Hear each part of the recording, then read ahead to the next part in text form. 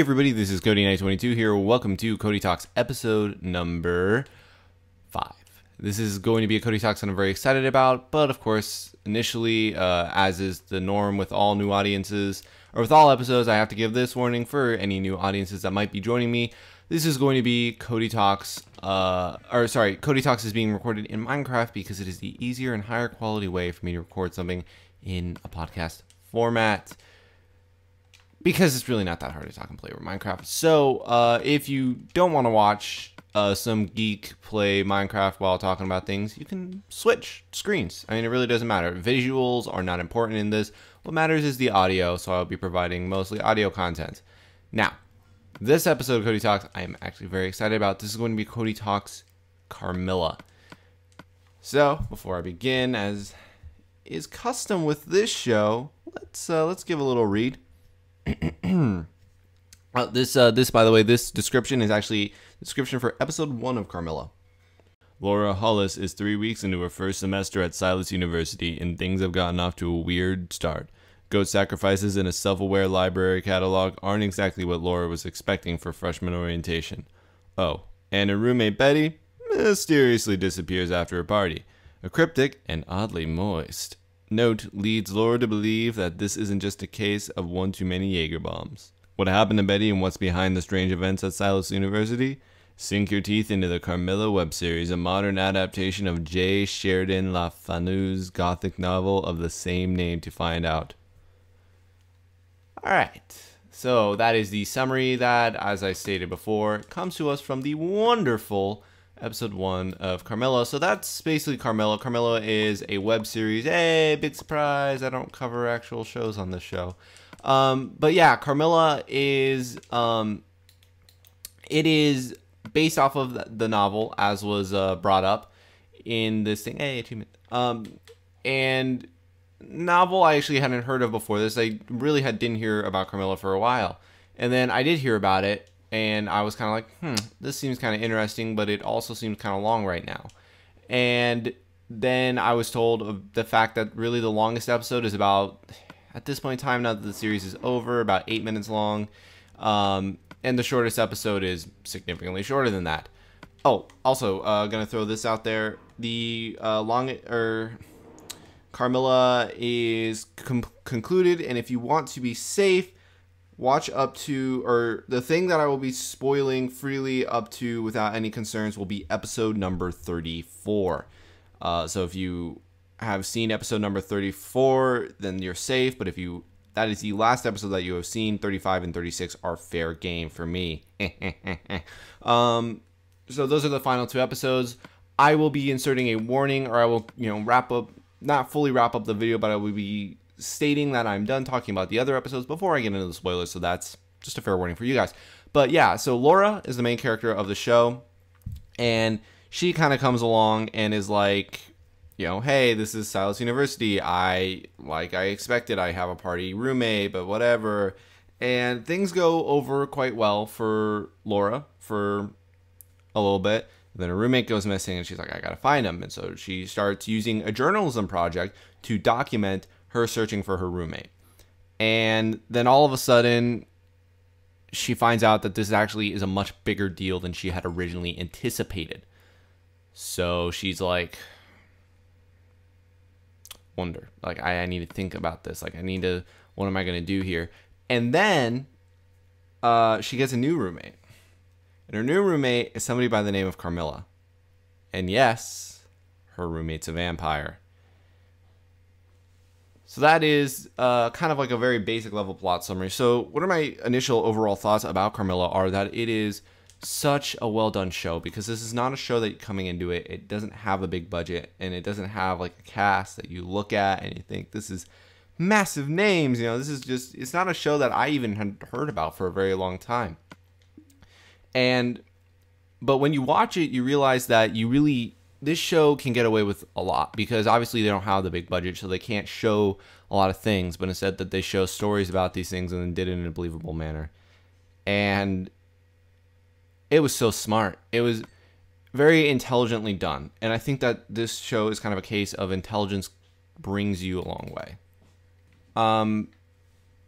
Now, with Carmilla, you had a lot of kind of bigger moments within the episodes and whatnot, and just to kind of give more specifics about exactly what I enjoyed here.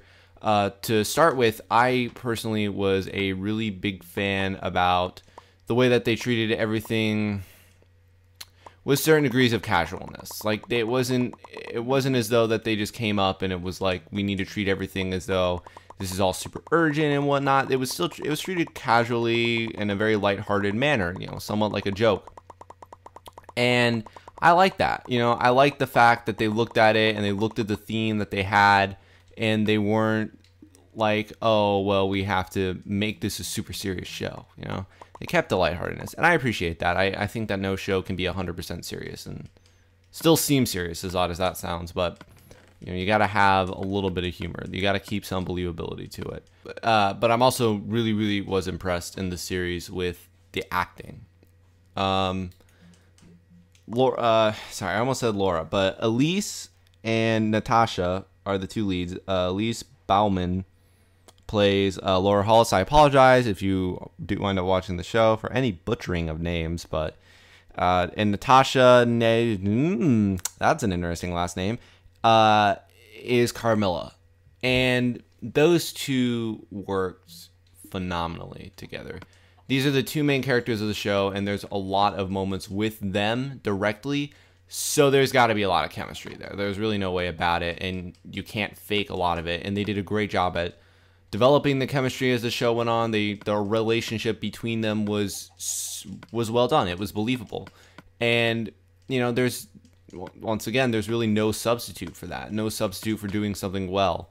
And these two did a great job. And then, of course, also got to give the shout outs to absolutely everybody else on there. You had the rest of the acting cast also did a great job. I think, the acting really, really, you needed the acting to be really, really good in this series, because, there's the margin for error when doing a show like this wasn't big because of all of the things that they had to, or all of the expenses and whatnot that they had to work with, or all the budgets and whatnot that they had to work with. The margin for error was kind of slim because you had to rely on a lot of storytelling within the storytelling.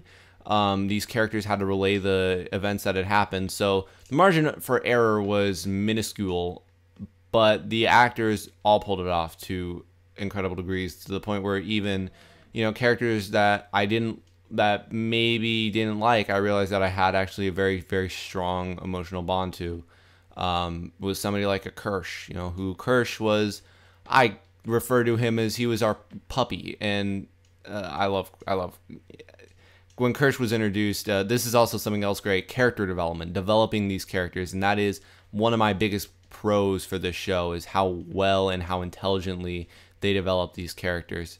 And you had a Kirsch, and he came in, and he was just a douche, and then that's how everybody viewed him, was as a douche, and he still is. I mean, honestly, Kirsch, it doesn't get much better for him in the Zetas, but at the same time, Kirsch was like, we realized, okay, he's a douche, but his intentions aren't terrible, and he's also like, for whatever reason, we love him. For whatever reason, we love Kirsch. And of course, Carmilla and Laura's relationship as time went on was developed beautifully. And then LaFontaine and Perry, which was kind of like a subplot, I guess. I guess I'm gonna call it a subplot, but like those two's relationship with everybody else, that was also extraordinarily well developed, and it didn't feel like they were just trying to shoehorn in them for screen time. It was like, these characters are genuinely needed for the plot, and their roles have been executed beautifully. And then you have, looking over the way, you have the rest of the characters that fill out Danny. How could I forget Danny? Danny's character was interesting throughout the show. Not actually one of my personal favorites. I felt, and this is it felt like an intentional character decision, but I will say right now, I wasn't actually a big fan of Danny at certain points in this series. It's hard when you're surrounded by a lot of characters who we all love, who are all very lovable, but Danny was kind of like, okay, Danny, you please no. And then at other points in the series, I really liked her. But it all depended on.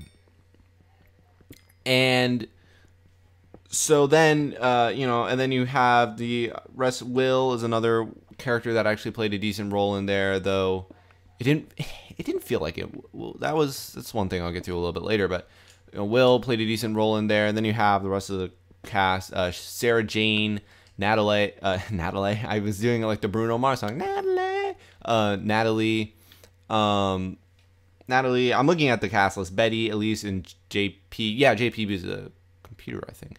But those characters all the characters impacted. All the characters impacted in the show. Even if they were only in there for 2 or 3 episodes. It's great. Biggest hats off, however, to the writers, which, looking at the list, Jordan Hall and Ellen Simpson. Absolutely great job to both of you. Good writing can save anything. Good writing can also ruin anything. Or bad writing, can also ruin anything. And in this case, the good writing compensated for anything that the series may have had, or compensated for a lot, I should say, that the series may have had in terms of shortcomings, in terms of the things that they weren't able to do. The writing was so good, I just didn't care quite as much. And I can praise the actors all I want, but I know that ultimately there's a lot of things that could have gone very much so awry with this exact same cast had the writers not been on point. And then, of course, directors and whatnot, everybody that worked on this thing, they're so smart. These are really smart people. I mean, I would recommend this show to people if for no other reason than to just say, look at how smart you can be while doing stuff like this, and look at how much you can get away, or look at how little you need to make something good. You just need to be smart about it. And a lot of stuff. Trash turns to treasure. I mean, not that I'd ever call this show destined for trash. I mean, it's just small, and small in some people's minds in this day and age can lead to bad. But you got to build up from somewhere, and these people built up extraordinarily well. Next thing that I do want to praise was that nothing felt unnecessary. This is a very, very short series. In fact, if I go to the Carmilla playlist on YouTube, it's 2.5 hours exactly. If the seconds actually played out to exactly 2.5 hours, that would be the most pleasing thing ever. But it's 2.5 hours. So that's what? Feature-length film? And I've seen things that are longer than this, and I've seen things that are shorter than this, that just have something in there that is totally unnecessary. Some examples of this, looking even to past episodes of Cody Talks, would be Ruby, I talked about the last time, and The Strain, which I've also talked about before, how there was a lot of pieces to those that felt unnecessary. And they didn't add anything really, and it really takes away. Carmilla, everything felt necessary. Even if it was just a little bit jokes that may never appear again, those still were satisfying. And I really love them. For some reason, every single time, I don't know if it just got to me being biased at a certain point, but after watching it for a certain period of time, it was kind of like, okay, these people clearly know what they're doing, and whatever decision that they make, I'm going to trust that it's for the better. And I don't think that they let you down. I think that everything was done correctly, 100% correctly. Looking beyond just the run-of-the-mill sort of things, the plot, the way that the plot advanced, which I haven't really talked about, but the way that the plot advanced was also pretty phenomenal. It started off the way it needed to. Not really too serious. Somebody's gone missing, and you want that person to be found, but it still didn't really feel too serious. It was just kind of jokes, kind of some moments to kind of get these characters in, and then it got a little bit more serious as tension with Carmilla started to build. Or Carmilla and Laura started to build, and as we got close to this whole vampire thing, then Carmilla, she's a vampire. Laura finds out, and it's this big thing. They have to get Carmilla, and it's a big deal. But then it's kind of building its way up. It's building its way up, and then all of a sudden, everything explodes into a puddle of feels, and those feels just melt everything. And by puddle, I mean explosion of feels. I really don't know actually what word I want to use there, so I'll roll with explosions, though. English is not my strongest language. Unfortunately, it is also my only language. But it just melts everything. And it's just all so... It was all so beautifully timed with the climax of everything. And it's just kind of like, wow. Wow, what... How did you tricked me? It's like, you tricked me, you bastards. You got me. I've been deceived. And it really, even though you still had these serious moments throughout there, it felt like when the feels came that you were blindsided. You were blindsided by the plot heaviness to it. You were blindsided by how well it was done, because that's what it was disguised. I mean, you don't want to see a big loss coming from a mile away. If you can do that, then what's the point? I mean, you're just like, I don't care that this character's dead. I knew that was going to happen. It's like when you see red shirts go down in Star Trek, you don't get emotionally attached to red shirts. Everybody knows that's mistake number one. But in Carmilla, it was well done. We weren't blindsided at all. Everything was really smartly done with Carmilla. I do have some kind of nitpicky things that I want to address. A lot of them fall within the final 2 episodes, which I really loved. But the second to last episode, 35, I had to think for a moment. That one I have a couple nitpicky things that I will get into once I announce it. There were definitely some moments that could have been a little cleaner. And I said that nothing felt unnecessary in the long run, but I felt as though it wasn't as 100% clean as it could have been from the standpoint of everything flowing correctly and whatnot. And some stuff you could have done without throughout the course of the show. It's hard not to have that, though. It is the first season. Writers still did a fantastic job. Another thing, though, the character of Will, and this is something that I brought up sooner. Character of Will, from a plot standpoint, had a big impact. This comes before episode 35. You have Kirsch, get taken by Will, and I can't remember who said it, and this quote is probably way the fuck off, but it's like, the quickest way to make you hate a character is to introduce the audience to a puppy. And then you want to get them to love that puppy. And then you want to have that character kill the puppy. And that's what they did with Will and Kirsch. Kirsch was our puppy. At first he was like, oh, this is the Zeta douchebag. And now it's like, our Kirsch. And they had, Will basically take Kirsch and or set Kirsch up to be killed. And Will, was like and he was also trying to get Carmilla busted for doing a lot of things with their mother, the dean, and it was a big deal in a lot of ways in what he was doing. But yet the character of Will still didn't feel like he had an impact. He had a really big impact on the plot. It felt as though that whatever Will did was erased. And it seems weird to say, given the fact of all that happens with Will, but his character doesn't feel as important as all the others. He doesn't even feel as important as Kirsch, which is weird because I don't view Kirsch as much more than kind of like a mascot. So that's kind of a strange decision, because it felt as though Will should have a bigger impact on the plot, just from the standpoint of what they had him doing. That could be a feel all to my own, a feeling that I possess on my own, but it is nonetheless a feeling.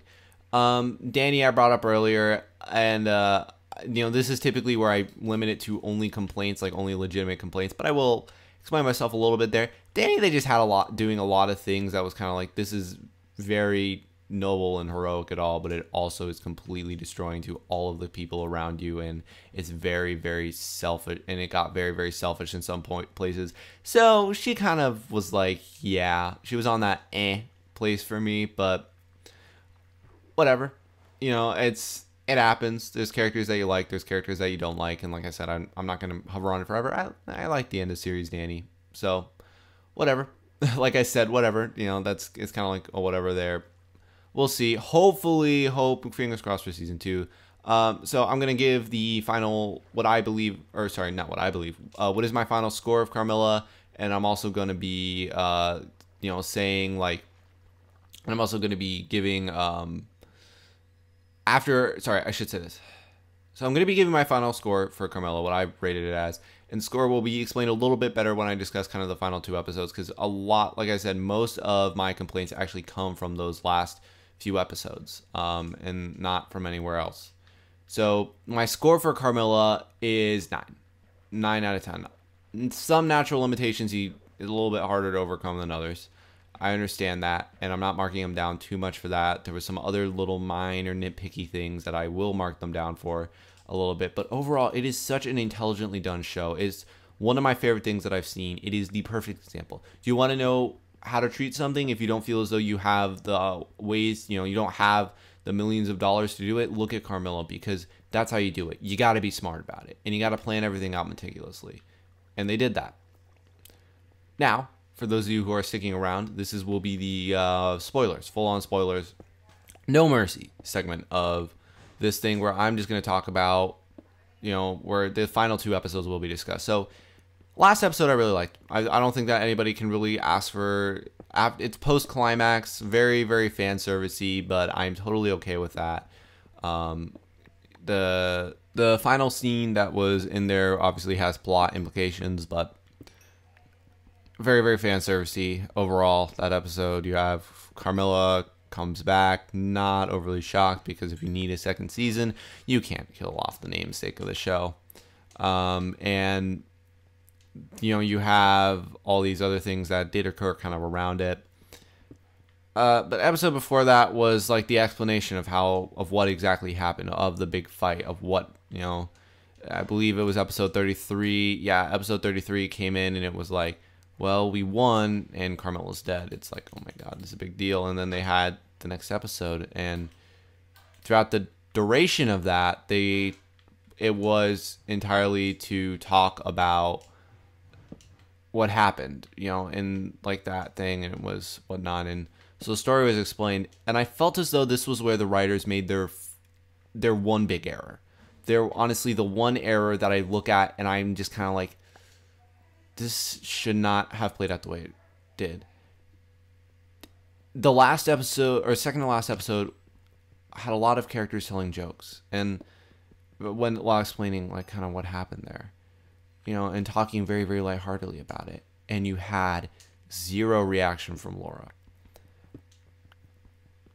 This felt awkward to watch, where you have these characters in the light of a character who is loved by another in this show. Maybe not by everybody, but who is definitely loved by another, and is at least respected amongst all of them, is dead. That's a big deal. You're dead. I mean, obviously Carmilla came back, but they didn't know that at the time. We didn't know that at the time. And you have these characters kind of making light at the scenarios in which they died, and it could be like them kind of looking back on it and trying to think of it a little bit more lightheartedly. Somebody like a Kirsch, I could believe this is coming from, although even Kirsch seemed evolved at that point. But if you're going to do that, and the main reason that it felt awkward was because of the lack of a reaction out of Laura. This whole show, she has shown that she is not a weak character that needs to be protected. That was the whole reason that the Danny thing was really kind of like, where the Danny thing ended with Danny not being romantically involved with Laura in any way. It was like, this is a character who can stand up for herself. This is a character who believes it. But at the same time, this is still a caring character. I mean, this whole thing got launched because she wanted to find her roommate. And when she couldn't, it came around to Carmilla and her care for Carmilla. And now she's gone. Carmilla's gone. And there's no reaction from Laura over these just painfully, or not painfully, but I shouldn't say painfully bad, but these jokes that are being made, and it's just painful to watch. That was the only big gaffe I'd say that they made. That should not have played out the way that it did. You may disagree, but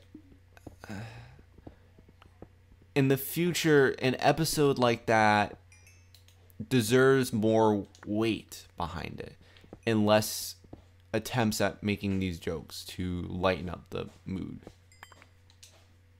Don't have much else to say other than that. In fact, that's the only reason. That's why the drop is down to a 9. I think that honestly, without that gaffe, there was definitely a point in time at episode 33 for me that I would have gladly put this show down higher, 9.2, maybe 9.3, maybe even up to 9.5. But this gaffe kind of really, I don't know, that was the big wrap-up episode. That was the big episode where everything came together. And it just, it just didn't feel like it. That one was a little bit awkward. That was a pretty big screw-up, I think. But that is going to conclude this one. This has been a great series, and I highly recommend it. It's at the top of my recommendations list because it's so short.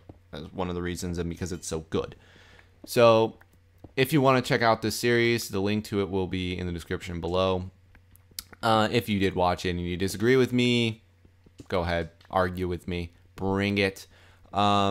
But otherwise, tune in the next time, whenever it is that I will have a new episode of something coming out. I will see all of you the next time. Bye.